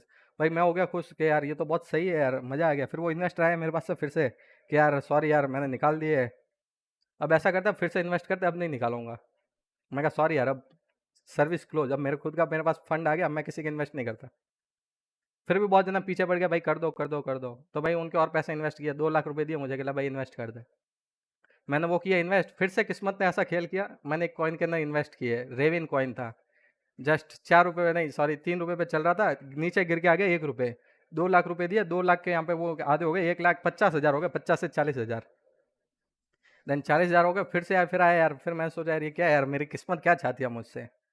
जस्ट मैं फिर से परेशान हुआ किस्मत को, मैं फिर से किस्मत को कोसने लगा। देन उसके बाद मेरे पास जो 6 लाख थे वो भी गिर के कम हो चुके थे, तो मैंने इसी के अंदर से उन्हें सेल करके पैसे दे दिए। मैं कहा रखो अपने पैसे अपने पास, अभी आना मत मेरे पास, सालो मेरा भी नुकसान करा दिया तुमने। फिर उसके बाद ऐसा हुआ कि रेविन कॉइन जो 1 रुपए के आ गया था, गिर के वो फिर से बढ़ा और बढ़ के 19 रुपए हो गया। तो जस्ट रिसेंटली देख रहे हो ये भी गिर गए थे, ये भी गिर के बहुत कम हो गए थे। गिरने के बाद कम हुए और फिर से वो 19 रुपए बढ़ा। तो वहां से फिर मैंने काफी पैसे उसके अंदर विड्रॉल कर दिए, कुछ थोड़े बहुत पैसे बच गए थे उसके अंदर। जस्ट कितने पैसे बचे थे, समथिंग 1 लाख समथिंग कुछ रुपीज बच गया था। बाकी सारे तो मैंने दूसरों को दे दिए, बाकी मैंने खर्च कर दिया। भाई मैं भी खर्च करूँ, भाई मेरे पास पैसे आए। फिर मैं सोचा चलो जितने आए उतने तो आए। फिर वो हो गया 19 रुपीज। तो जस्ट उसने फिर मुझे जितने भी मैंने उसको विड्रॉल किया, उसके कुछ उस चार्ज वार्ज जो भी कटे, वो कट के मुझे पैसे मिले 17 लाख रुपीज। 17 लाख रुपीज मिले मुझे यहाँ से, मतलब इस चीज को कट ऑफ किया 17 लाख रुपीज मिले। मैं हो गया खुश कि भाई अब 17 लाख बहुत है। फिर यहाँ से मैंने शुरुआत की कि अब मैं ये सब में इन्वेस्ट करूंगा। फिर मैं से यहाँ से सारा 1-1 लाख निकाला, सारी चीज़ों के अंदर कर दिया इन्वेस्ट। फिर धीरे धीरे करते ये चीज़ बढ़ती गई, बढ़ते बढ़ते भाई मेरी जर्नी आगे से आगे बढ़ती गई। अब इसके आगे की मैं जर्नी नहीं बताऊंगा, बताऊंगा तो मे भी आगे और दिक्कत हो सकती है। मतलब आपको तो कोई दिक्कत नहीं होगी, दिक्कत मुझे हो सकती है क्योंकि मैंने कहीं ना कहीं बहुत ज़्यादा ट्रेडिंग वगैरह कर रखी है इन सारी चीज़ों के अंदर। बट यहाँ तक 17 लाख तक आप मानिए, इसके अंदर भी जर्नी बहुत करोड़ों तक आगे बढ़ी थी। इसके आगे की जर्नी यहीं पे स्टॉप करते हैं। बट लास्ट के अंदर एंड ऐसा हुआ था कि लूना करके कॉइन था, तो जिसके अंदर मेरे लगभग सारे पैसे डूब गए थे। वो कॉइन बहुत ऊपर चल रहा था और उसको अचानक से पता नहीं क्या हुआ उसको, कि मार्केट में उसके ब्लॉकचेन में कुछ ग्लिच आ गया पता नहीं, वो कॉइन बुरी तरह से क्रैश हो गया और मेरे करोड़ों रुपए उसके अंदर डूब गए थे। तो जस्ट यहाँ से खाया पिया कुछ नहीं और सारे पैसे भी वहाँ पे चले गए थे। तो जस्ट इसलिए मैं ट्रेडिंग को प्रीफर नहीं करता हूँ। ट्रेडिंग बहुत घटिया चीज़ है, कितने पैसे आए वो कब चले जाए उस चीज़ की कोई गारंटी नहीं है। तो इसलिए हमेशा अपने पोर्टफोलियो को डाइवर्सिफाई करना चाहिए, थोड़े पैसे स्टॉक मार्केट में, थोड़े गोल्ड में, थोड़े क्रिप्टो करेंसी में, थोड़े रियल इस्टेट में डाल दो। ऐसे करके ही बंदा इन्वेस्टमेंट करके आगे बढ़ सकता है। बट फिलहाल स्टॉक मार्केट की बात कर रहे हैं, तो जस्ट स्टॉक मार्केट को और अच्छे से समझेंगे, नेक्स्ट क्लास में समझेंगे कि इसके फंडामेंटल कैसे एनालिसिस करते हैं, कौन से स्टॉक में हमें पैसे इन्वेस्ट करना चाहिए ताकि हमारे पैसे ना डूबे और हम ज़्यादा से ज़्यादा मनी अर्न कर पाएँ। ठीक है, बेसिकली आज की क्लास तो यहीं पर रखेंगे। अभी किसी को कुछ पूछना है, ऐसा कुछ क्यूरियोसिटी या फिर कुछ डाउट वगैरह?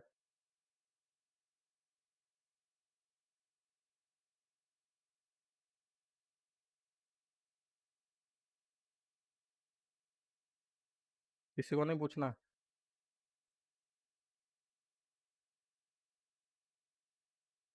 ओके भाई, किसी को पूछना पूछ सकते हैं, नहीं पूछना तो भाई भाई ठीक है, लीव कर सकते हैं।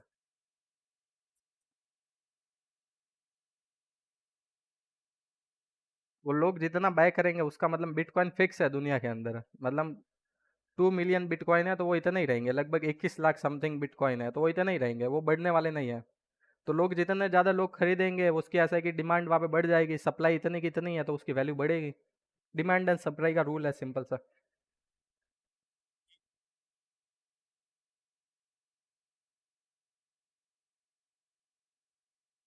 इससे अच्छे से समझेंगे, इसके लिए ब्लॉकचेन को और क्रिप्टो करेंसी को अच्छे से समझना पड़ेगा, बट अभी के लिए पॉसिबल नहीं है। क्रिप्टो करेंसी और ब्लॉकचेन हमारे कोर्स के अंदर है तो हम आगे बहुत ज़्यादा डिटेल में पढ़ेंगे।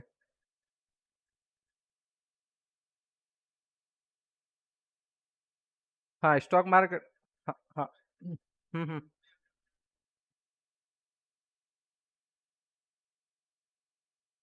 हाँ वो सारी चीज़ें समझेंगे, उसकी हैशिंग कैसे होती है, वो कैसे काम करता है, वो माइनिंग क्या होती है। ओके ठीक है, डिटेल में समझेंगे, कोई दिक्कत नहीं, हम क्वांटम कंप्यूटर तक समझेंगे। देन के स्टॉक मार्केट में म्यूचुअल फंड क्या होता है, नेक्स्ट क्लास में म्यूचुअल फंड और इन्वेस्टमेंट के ऊपर ही बात करेंगे। और मैं खुद भी एम फी रजिस्टर्ड म्यूचुअल फंड डिस्ट्रीब्यूटर हूँ, तो ऑब्वियसली मैं तुम्हें बहुत ज़्यादा अच्छे से समझा पाऊंगा। ओके, और म्यूचुअल फंड के बारे में और किसी को इन्वेस्टमेंट वगैरह के अंदर इंटरेस्ट हो तो मुझे पर्सनल मैसेज कर सकता है, उसको मैं अच्छे से गाइड कर दूंगा।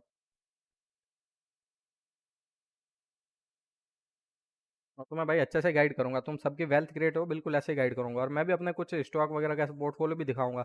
बातें तो बहुत हो गई, जैसे पहले हमारा वेबिनार हुआ था बातें भी की थी, बातों के साथ मैंने प्रूफ भी दिखाया था। भाई ये देखो प्रूफ, कि मैंने कैसे उसको वायरस को बनाया था, मैंने की लॉगर उसको सारी चीज़ों से बाईपास करके दिखा दिया था, सारे एंटीवायरसेस से। बिल्कुल वैसे ही यहाँ पर भी मैं अपने पोर्टफोलियो दिखाऊंगा। मतलब ऑब्वियसली जो पोर्टफोलियो मेरे पहले का रहा था, जितने भी मेरे पास ट्रांजेक्शन तो थोड़ी ना गए, ट्रांजेक्शन मेरे पास अभी भी है, वो सारे ट्रांजेक्शन्स वगैरह सारी चीज़ें दिखाऊंगा। और देन तुम सबको भी गाइड करूंगा कैसे करना चाहिए, तुम कैसे स्टार्ट कर सकते हो, लॉन्ग टर्म में कैसे वेल्थ बनेगी, और यहाँ पे साथ में मेहनत करके कैसे आगे फ्यूचर में अपना खुद का बिजनेस बना सकते हो, फिर हमारे साथ स्टार्टअप में काम करके कैसे खुद को करोड़ों तक लेके जा सकते हो जीरो से। तो हमने भी जीरो से स्टार्ट किया था। ओके ठीक है, चलो और किसी को कुछ और पूछना है?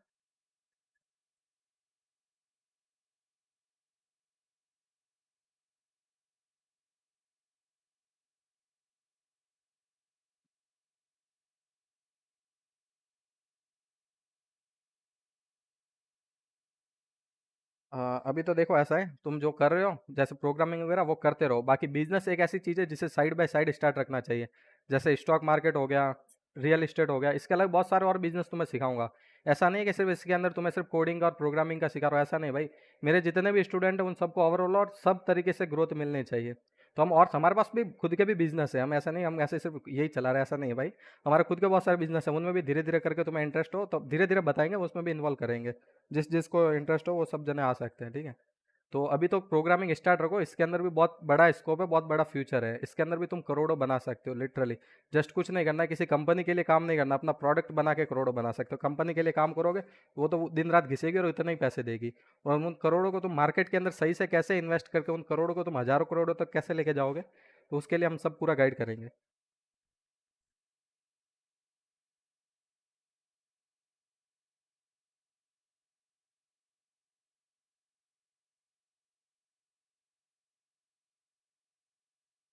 और को किसी को कोई क्यूरियोसिटी है?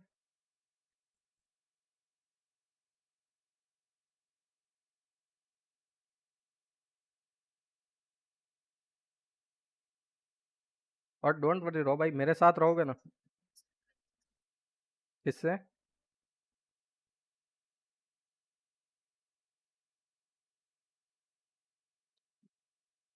ब्रो, ट्रेडिंग इज, मैं सही बोलूँ ना, ट्रेडिंग के अंदर लॉस ही होगा, प्रॉफिट नहीं होगा। और कुछ ऐसा, अगर कुछ ऐसा जानना भी है कि किस चीज़ से प्रॉफिट हो सकता है, तो उसके लिए मैं एक मेथड बताऊंगा, जिससे ऐसा है कि जिसके अंदर एक्यूरेसी है कि ज़्यादा हाई चांस है कि प्रॉफिट हो, बट उससे इतना ज़्यादा प्रॉफिट नहीं होगा। तुम अगर पैसे इन्वेस्ट करते हो, जैसे 1 लाख से कर रहे हो ट्रेडिंग, तो तुम्हें दिन का 1 से 2 हज़ार मिल सकता है। बट उसके अंदर कोई गारंटी नहीं है भाई, मार्केट कब तुम्हें पीछे से लात मारे, कब मार्केट से बाहर कर दे। तो जस्ट उसके अंदर थोड़ी हाई पॉसिबिलिटीज़ है, तो वो मैं तुम्हें बताऊंगा, ठीक है। ट्रेडिंग की वो एक ही मुझे स्ट्रेटजी मिली थी, जितने भी मैंने ट्रेड लिया उसके अंदर, तो वो मैं तुम्हें बताऊंगा। बाकी जो ऐप वैप है वो उनके ऊपर भरोसा नहीं करना चाहिए, वो खुद तो प्ले स्टोर के ऊपर ऐप अपलोड करके अपने एडवर्टीजमेंट चला के पैसे कमा रहे हो, और तुम्हें ट्रेडिंग सिखाएंगे भाई। इतना पीछे का लॉजिक तुम खुद भी थोड़ा सोच सकते हो। वो इतने बड़े बड़े गधे हैं क्या जो आजकल इंस्टाग्राम वगैरह पे दिखा रहे हैं भाई, ये देखो इतना प्रॉफिट हुआ। भाई इतना ही प्रॉफिट हो रहा है तो इंस्टाग्राम पे क्यों दिखा रहा है भाई? इतना वेला तो तू बैठा नहीं होगा कि इंस्टाग्राम पे तेरे पास दिखाने के लिए टाइम है कि इतना प्रॉफिट हो गया। जिसके पास प्रॉफिट होता है ना, वही दिखाता ही नहीं है। बड़े बड़े इन्वेस्टर कभी अपना पोर्टफोलियो आके शेयर करते हैं क्या? मेरा पोर्टफोलियो में ये शेयर है, मैंने ऐसा सोच के ये शेयर लिया था। जस्ट कॉमन सेंस ब्रो, कि ये ऐप वैप सब फ्रॉड है। तुम्हें लगता है कि इसके पास इतना भी टाइम नहीं होता? मतलब लिटरली इनको कुछ आता होता तो ये प्ले स्टोर पे कौन सा गूगल एड्स की ऐड रन करते वहां पे।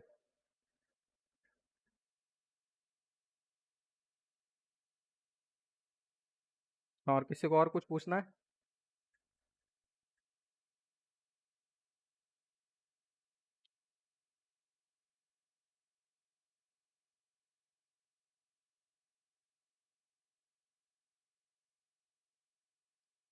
ठीक है, लास्ट एडवाइस देता हूँ फिर लीव कर सकते हैं। तो देखो ऐसा है कि यहाँ पे प्रोग्रामिंग के लिए जस्ट ओनली नहीं है, और जो एक्टिवली ज्वाइन नहीं कर रहे हैं उन सबको भी बता देना, यहाँ पे प्रोग्रामिंग के अलावा भी बहुत कुछ मिलने वाला है। जस्ट प्रोग्रामिंग तो एक बेस है यहाँ पे।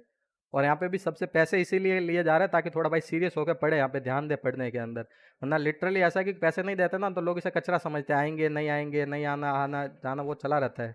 जो पैसे दिल रहे हैं इससे बहुत ज़्यादा 100 गुना ज़्यादा बेनिफिट होगा, कि पैसे रहते तो दिमाग में, हाँ भाई पैसे दिया यहाँ पे पढ़ना पड़ेगा हमें। ये चीज़ दिमाग में रहता है। और बहुत ज़्यादा अच्छे से और बहुत तगड़ी यहाँ पे सिर्फ एक पढ़ाई करके प्रोग्रामिंग सीखना सिर्फ एक स्टेप है। जिसमें बिजनेस में और जो जो हमारे पास आइडिया है उसमें तुम्हें इन्वॉल्व करेंगे ना, तो तुम्हें रियलिटी में पता चलेगा भाई क्या बिजनेस आइडिया और क्या प्लान लेके हम आए थे।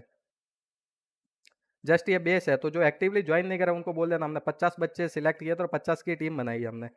50 से ऊपर भी हमारे पास एनरोलमेंट थे, बट हमने नहीं लिए, सिर्फ 50 ही लिए हमने। तो जो नहीं आ रहे हैं उनके ऊपर हमने विश्वास करके उनको आने दिया है क्लास में। जस्ट वो ऐसा ना करे, वो जिनको चाहिए उनको सही में सीखना है। बिजनेस वगैरह बहुत सारी चीज़ है यहाँ पे, सारी चीज़ें, अमीर कैसे बनना है, अमीर यहाँ पर भी नहीं, यहाँ पे स्पिरिचुअलिटी की भी बात होगी। लाइफ में सारे पॉइंट जरूरी है, तो सारी चीज़ों पे बात करेंगे। बट एक्टिवली ज्वाइन करें, सब जने एक्टिवली पार्टिसिपेट करें। कंपटीशन भी होंगे अलग अलग, तुम्हें ये सारी चीज़ें मैं नहीं बताऊंगा भाई कंपनी के लिए काम करो, वहाँ पे इंटर्नशिप करो, ये सब भाई फालतू गिरी है, कुछ मतलब नहीं है। वो कंपनी अपना मतलब निकालती है, तुम्हें इससे क्या मिलेगा? यहाँ पे बात वो करेंगे भाई तुम्हारा खुद का ग्रोथ कैसे हो सकता है, और आगे भाई कितना प्रॉफिट किसको कितना मिल सकता है हमारे साथ रह के, वो खुद इसका अंदाजा लगा लेना। क्योंकि यहाँ पे मैं जो भी बात कर रहा हूँ पॉइंट टू पॉइंट एकदम एग्जैक्ट बात कर रहा हूँ। यहाँ पे ये नहीं कि भाई तुम वहाँ पे ऐप से जाके सीख लो, बहुत फ्रॉड ऐप है ट्रेडिंग, तो मैं खुद बोलता हूँ वो बहुत फ्रॉड है। इतने पैसे ही नहीं है कि भाई, ये बहुत जने ऐसे यूट्यूबर होता है ना भाई, इतना पैसे डालो इतने पैसे हो जाएंगे, लेटरी भाई इतना तुम्हारे पास खुद के पास इतना पैसा करने का दिमाग है, यूट्यूब पे चैनल खोल के क्यों बैठे हो, पैसा बना लो यूट्यूब पे जाके। और यूट्यूब से भाई जेन्यून इनकम होती है ना, वो जेन्यून कंटेंट अपलोड करता है, उससे जेन्यून इनकम होती है। मैं नहीं मानता कि भाई नहीं होती है, भाई रियल एग्जांपल दो, बहुत आजकल इतने फैक बैठे कि भाई फैक फैक बहुत फैक हो गए। और एक और चीज़ बता दो, हमारी कंपनी एक एस्ट्रोलॉजी की सर्विस भी प्रोवाइड करती है, जो फेक वाली नहीं, जो एस्ट्रोटॉक वगैरह प्रोवाइड करता है वो वाली नहीं, जेन्यून एस्ट्रोलॉजी की सर्विस प्रोवाइड करते हैं। अगर किसी को इंटरेस्ट हो अपना फ्यूचर वगैरह जानने में, तो वो भी कांटेक्ट कर सकता है ना। बहुत सारे बिजनेस है, धीरे धीरे हमारे साथ बॉन्डिंग बनी रहेगी तो बताऊंगा हमारी कंपनी और क्या क्या बिजनेस करती है। ठीक है भाई, चलो सबको राधे कृष्णा, लीव कर सकते हो, फिर किसी को कोई क्वेश्चन हो तो पूछ लो अभी भी।